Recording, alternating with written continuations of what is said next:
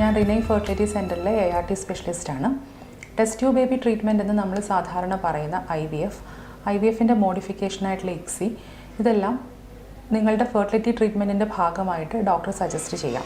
അങ്ങനെ സജസ്റ്റ് ചെയ്യുമ്പോൾ എന്തെല്ലാം കാര്യങ്ങളാണ് ഡോക്ടറുമായിട്ട് ഡിസ്കസ് ചെയ്ത് ക്ലാരിഫൈ ചെയ്യേണ്ടത്, അതുപോലെ തന്നെ പ്രാക്ടിക്കലി ഒരു IVF സൈക്കിൾ എങ്ങനെയാണ് നടത്തപ്പെടുന്നത്, ഈ രണ്ട് കാര്യങ്ങളാണ് നമ്മൾ നെക്സ്റ്റ് ഫ്യൂ മിനിറ്റ്സ് സംസാരിക്കുന്നത്.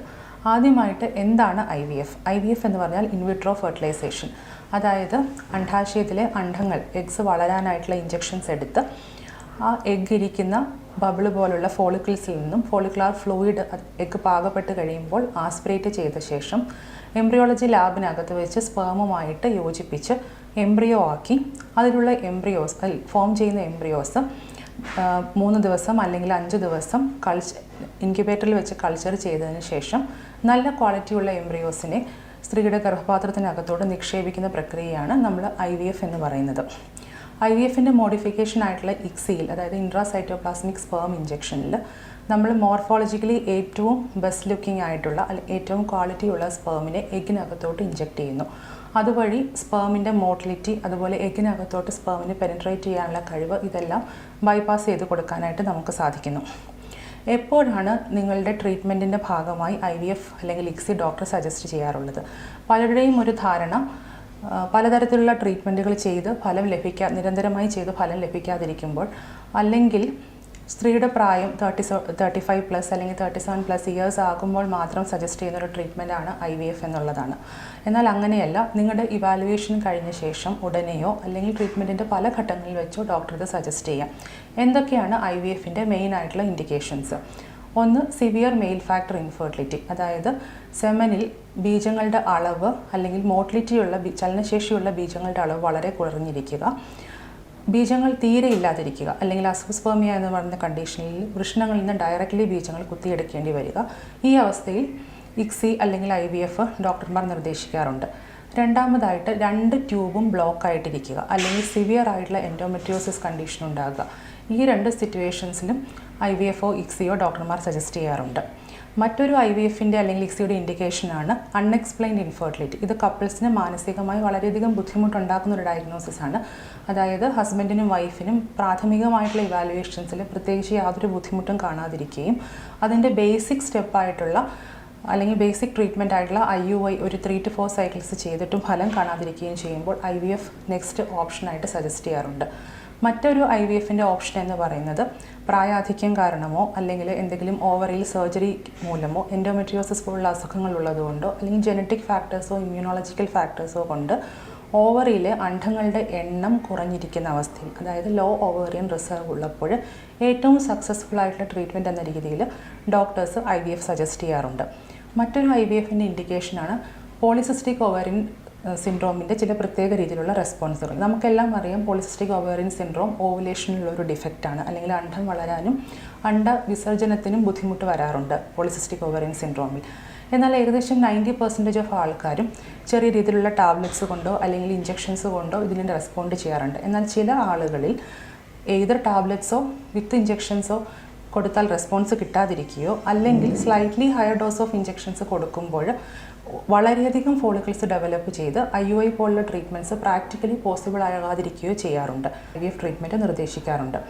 IVF-ൻ്റെ മറ്റൊരു ഇൻഡിക്കേഷൻ എന്ന് പറയുന്നത് ജനിതകമായിട്ട് ബുദ്ധിമുട്ടുകളുള്ള ജനിതകമായിട്ട് ട്രാൻസ്മിറ്റ് ചെയ്യുന്ന അസുഖങ്ങളുള്ള ഫാമിലീസിൽ, അല്ലെങ്കിൽ മൂത്ത കുട്ടിക്ക് എന്തെങ്കിലും ജനറ്റിക് ഇഷ്യൂസ് ഉള്ളപ്പോൾ, അല്ലെങ്കിൽ കപ്പിൾസിൻ്റെ ഇവാലുവേഷൻ്റെ ഭാഗമായിട്ട് കാരിയോടൈപ്പിംഗ് ക്രോമസോമൽ അനാലിസിസ് ചെയ്യുമ്പോൾ അതിൽ നമ്പറിലോ സ്ട്രക്ചറിലോ എന്തെങ്കിലും ഡിഫറൻസ് ഉണ്ടെന്നുണ്ടെങ്കിൽ ഒരു ബെറ്റർ ഫെർട്ടിലിറ്റി ഓപ്ഷൻ എന്നുള്ള രീതിയിൽ ജനറ്റിക് വർക്കപ്പിൻ്റെ കൂടെ നമ്മൾ IVF സജസ്റ്റ് ചെയ്യാറുണ്ട്. അപ്പോൾ IVF സജസ്റ്റ് ചെയ്യുമ്പോൾ നമ്മൾ എന്തൊക്കെയാണ് ഡോക്ടറോട് ചോദിച്ചറിയേണ്ടത്, അല്ലെങ്കിൽ പ്രാഥമികമായിട്ട് IVF സൈക്കിളിൽ എന്തെല്ലാം കാര്യങ്ങളാണ് ഉൾപ്പെടുന്നത്? ഇതിനെ നമുക്ക് 2 ആയിട്ട് തരംതിരിക്കാം. ഒന്നാമതായിട്ടുള്ളത് ഒരു pre IVF counselling and patient optimisation. എന്തൊക്കെയാണ് പ്രീ IVF കൗൺസിലിങ്ങിൽ ഒരു ഡോക്ടറും ഒരു പേഷ്യൻറ്റും തമ്മിൽ ഡിസ്കസ് ചെയ്യുന്നത്? മറ്റേതൊരു പ്രൊസീജിയർ പോലെ തന്നെ IVF-ലും അതിൻ്റെ സക്സസ് റേറ്റ് നമ്മൾ പേഷ്യൻറ്റുമായിട്ട് സംസാരിക്കുന്നു. IVFിൻ്റെ സക്സസ് റേറ്റ് 5% മുതൽ 70% വരെ വേരി ചെയ്യാം. ഇത് പേഷ്യൻറ്റിൻ്റെ, പ്രത്യേകിച്ചും സ്ത്രീയുടെ പ്രായം, അണ്ഡാശയത്തിലെ അണ്ഡങ്ങളുടെ എണ്ണം, അവയുടെ ക്വാളിറ്റി, ബീജങ്ങളുടെ ക്വാളിറ്റി, എൻഡോമെട്രിയോസിസോ അഡിനോമയോസിസോ പോലുള്ള അസുഖങ്ങളുടെ സാന്നിധ്യം, ഇതെല്ലാം ഡിപ്പെൻഡ് ചെയ്ത് വേരി ചെയ്തിരിക്കുന്നു. അപ്പോൾ ഒരു കപ്പിളിന് സ്പെസിഫിക് ആയിട്ടുള്ള സക്സസ് റേറ്റ്, റിയലിസ്റ്റിക് ആയിട്ടുള്ള സക്സസ് റേറ്റ് ഡോക്ടർ പേഷ്യൻറ്റുമായിട്ട് ഡിസ്കസ് ചെയ്യുന്നു. രണ്ടാമതായിട്ട് ട്രീറ്റ്മെൻറ്റ് എക്സ്പെൻസ്, ഏകദേശം ഒരു കപ്പിളിന് എത്രത്തോളം ട്രീറ്റ്മെൻറ്റ് എക്സ്പെൻസ് വരും എന്നുള്ള കാര്യം നമ്മൾ പേഷ്യൻറ്റുമായിട്ട് ഡിസ്കസ് ചെയ്യുന്നു. മൂന്നാമതായിട്ട് ഡിസ്കസ് ചെയ്യുന്നത് നമ്മൾ എത്ര സമയം ഈ ട്രീറ്റ്മെൻറ്റിന് വേണ്ടി സ്പെൻഡ് ചെയ്യേണ്ടി വരും. അതായത് on an average about 10 days of injections ഉണ്ടായിരിക്കും. ആ ഇഞ്ചെക്ഷൻസ് എടുക്കുന്ന സമയത്ത് 2 3 അല്ലെങ്കിൽ 4 ദിവസം ഒവേറിയൻ റെസ്പോൺസ് അനുസരിച്ചിട്ട് ഹോസ്പിറ്റലിൽ വരികയും സ്കാൻ ചെയ്യാനും ബ്ലഡ് ടെസ്റ്റുകൾ ചെയ്യാനുമായിട്ട് സമയം ചിലവഴിക്കേണ്ടി വരും. അതുപോലെ ഏത് സമയത്തേക്കായിരിക്കും എഗ് റിട്രൈവൽ പ്രോസസ്സ്, അല്ലെങ്കിൽ physically especially husband out of സ്റ്റേഷനായിരിക്കുന്ന കപ്പിൾസിൽ ഏത് സമയത്തേക്കൊക്കെ ഹസ്ബൻഡ് അവൈലബിൾ ആവേണ്ടി വരും. ഇങ്ങനെയുള്ള പ്രാക്ടിക്കലായിട്ടുള്ള കൺസേൺസ് നമ്മൾ പേഷ്യൻസുമായിട്ട് ഡിസ്കസ് ചെയ്യുന്നു. അടുത്തതായിട്ട് ഡിസ്കസ് ചെയ്യുന്നത് IVFിൻ്റെ കോംപ്ലിക്കേഷൻസിനെ കുറിച്ചാണ്. വളരെ വെൽ മോണിറ്റേർഡ് ആയിട്ടുള്ള ഒരു IVF പ്രോഗ്രാമിൽ നമ്മൾ ഏറ്റവും കൂടുതലായിട്ട് കാണുന്ന കോംപ്ലിക്കേഷൻ എന്ന് പറയുന്നത് മൈൽഡ് ഒവേറിയൻ ഹൈപ്പർ സ്റ്റിമുലേഷൻ സിൻഡ്രോമാണ്. മോഡറേറ്റോ സിവിയർ ആയിട്ടോ ഉള്ള രീതിയിലുള്ള ഹൈപ്പർ സ്റ്റിമുലേഷൻ സിൻഡ്രോംസ് സാധാരണ ഒരു വെൽ മോണിറ്റേർഡ് സൈക്കിളിൽ പ്രാക്ടിക്കലി നില്ലാണെന്ന് തന്നെ പറയാം. മൈൽഡ് OHS സാധാരണയായിട്ട് കാണുന്ന പോളിസിസ്റ്റിക് ഓവറിയൻ സിൻഡ്രോമിലോ അല്ലെങ്കിൽ പ്രായം കുറവുള്ള സ്ത്രീകളിൽ നല്ല നമ്പർ ഓഫ് ഫോളിക്കിൾസ് ഉള്ളപ്പോൾ ഓവറി വലുതാവുകയും കൂടുതൽ ഫോളിക്കിൾസ് ഡെവലപ്പ് ചെയ്യുകയും ഓവറി വലുതാവുകയും അതുപോലെ ടിഷ്യൂസിൽ വെള്ളം കെട്ടുന്നത് പോലെയുള്ള ഒരു അവസ്ഥ ഉണ്ടാവുകയും ചെയ്യുകയാണ് ചെയ്യുന്നത്. ഇത് വളരെ സക്സസ്ഫുള്ളായിട്ട് മോസ്റ്റ് ഓഫ് ദ കേസസിലും അഡ്മിഷൻ ഇല്ലാതെ തന്നെ നമുക്ക് മാനേജ് ചെയ്യാൻ പറ്റുന്നതാണ്. മറ്റൊരു കോംപ്ലിക്കേഷൻ നമ്മൾ സാധാരണയായിട്ട് ഡിസ്കസ് ചെയ്യുന്നത് പേഷ്യൻറ്റിൻ്റെ കൊടുക്കുന്ന ഇഞ്ചെക്ഷൻസിനോട് ഓവറി റെസ്പോണ്ട് ചെയ്യാതിരിക്കുക, അല്ലെങ്കിൽ വളരെ കുറച്ച് രീതിയിൽ മാത്രം റെസ്പോണ്ട് ചെയ്യുക, അതായത് ലോ ഒവേറിയൻ റെസ്പോൺസ് ഉണ്ടാവുക എന്നുള്ളത്. സാധാരണയായിട്ട് നമ്മൾ ഡോസ് കാൽക്കുലേറ്റ് ചെയ്യുന്നത് പേഷ്യൻറ്റിൻ്റെ ഏജ്, എഗിൻ്റെ നമ്പർ, പേഷ്യൻ്റെ വെയ്റ്റ്, BMI, പ്രീവിയസ് റെസ്പോൺസിൻ്റെ ഹിസ്റ്ററി ഉണ്ടെങ്കിൽ അതെല്ലാം ബേസ് ചെയ്തിട്ടാണ്.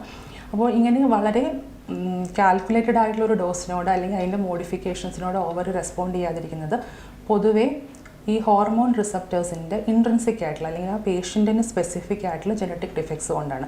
ഇങ്ങനെ ഒരു കണ്ടീഷൻ്റെ പോസിബിലിറ്റിയെ കുറിച്ച് നമ്മൾ പേഷ്യൻറ്റിനോട് ഡിസ്കസ് ചെയ്യുന്നു.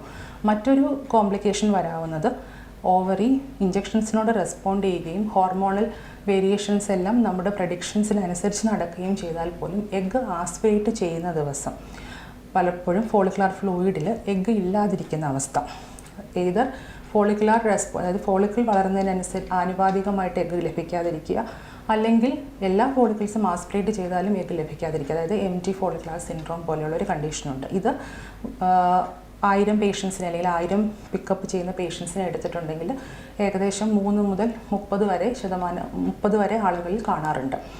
ഇതും പ്രധാനമായിട്ടും ഒരു പേഷ്യൻറ്റിൻ്റെ ജനറ്റിക് ഡിഫക്ട്സ്, അതായത് ഇഞ്ചെക്ഷൻസ് എല്ലാം കറക്റ്റായിട്ട് എടുത്തിട്ടുണ്ടെങ്കിൽ ജനറ്റിക് ഡിഫക്ട്സ് അല്ലെങ്കിൽ ഇൻട്രിൻസിക് ആയിട്ടുള്ള ഇഷ്യൂസ് കൊണ്ട് വരുന്നതാണ്. ഈ പോസിബിലിറ്റീസിനെ കുറിച്ചെല്ലാം നമ്മൾ പേഷ്യൻസിനെ പറഞ്ഞ് മനസ്സിലാക്കുന്നു.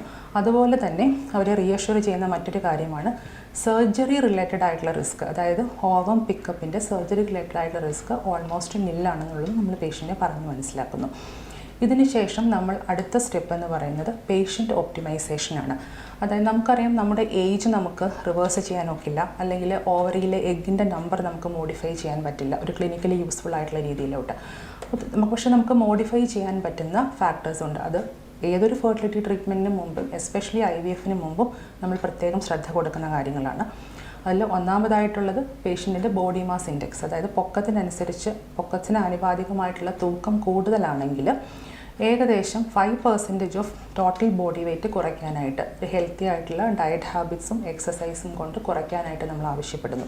അതുപോലെ സ്മോക്കിംഗ് ഹാബിറ്റ് ഉള്ളവരാണെങ്കിൽ സ്മോക്കിംഗ് കംപ്ലീറ്റ്ലി സ്റ്റോപ്പ് ചെയ്യാനായിട്ട്, എക്സസീവായിട്ട് ആൽക്കഹോൾ യൂസേജ് ഉണ്ടെങ്കിൽ ആൽക്കഹോൾ കൺസപ്ഷൻ മോഡറേറ്റ് ആക്കാനായിട്ട്, അതുപോലെ ഒരു healthy diet, antioxidants rich ആയിട്ടുള്ള ഡയറ്റ് ഇൻകോർപ്പറേറ്റ് ചെയ്യാനായിട്ട്, ഇറഗുലർ ആയിട്ടുള്ള സ്ലീപ്പിംഗ് ഹാബിറ്റ്സ് ഉള്ള ആളുകളാണെങ്കിൽ കഴിയുന്നതും ഒരു 6 to 8 hours of sleep ensure ചെയ്യാനായിട്ട്, ഇങ്ങനത്തെ വളരെ ചെറുതെന്ന് നമുക്ക് തോന്നുന്ന കാര്യങ്ങളെല്ലാം പേഷ്യൻ്റ് ഒപ്റ്റിമൈസേഷൻ ഫാക്ടേഴ്സാണ്. അതുപോലെ വളരെ ഇമ്പോർട്ടൻ്റ് ആയിട്ടുള്ള മറ്റൊരു കാര്യമാണ് ഓൾറെഡി എന്തെങ്കിലും കോമോർബിഡ് കണ്ടീഷൻസ് ഉള്ള ആളുകൾ, diabetes, hyper tension, epilepsy, bronchial asthma, അങ്ങനെയുള്ള പ്രോബ്ലംസ് ഉള്ളവർക്ക് അവരവരുടെ അതാത് സ്പെഷ്യാലിറ്റീസിലുള്ള ആളുകൾ ഡോക്ടേഴ്സുമായിട്ട് കൺസൾട്ട് ചെയ്ത ശേഷം പ്രഗ്നൻസിയിലും അല്ലെങ്കിൽ ഫെർട്ടിലിറ്റി ട്രീറ്റ്മെൻറ്റിലും ഏറ്റവും സേഫ് ആയിട്ടുള്ള ഡ്രഗ്സ് ഉപയോഗിച്ച് അവരുടെ ബാക്കി കോമോർബിഡ് കണ്ടീഷൻസ് എല്ലാം കറക്റ്റ് ചെയ്ത് ഒപ്റ്റിമൈസ് ചെയ്ത ശേഷം മാത്രമാണ് നമ്മൾ IVF ചെയ്യുന്നത്.